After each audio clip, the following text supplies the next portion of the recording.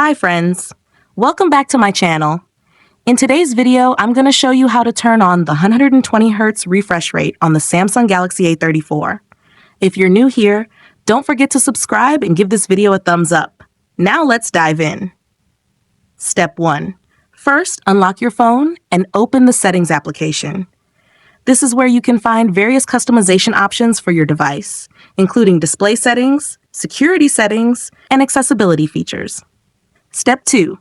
Now locate the search icon in the top right corner and tap on it.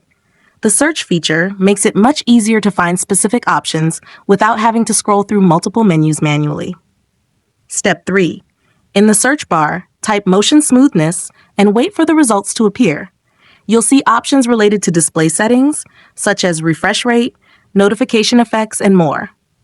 Step 4. After performing the search, find motion smoothness and tap on it. Then tap it again to access the settings. Step 5. For the last and most important step, to turn on the 120Hz refresh rate, choose Adaptive Mode and tap Apply to enable the 120Hz refresh rate. This feature automatically adjusts your screen's refresh rate for a smoother experience. If you found this tutorial helpful, don't forget to give it a thumbs up and subscribe to my channel for more great tips.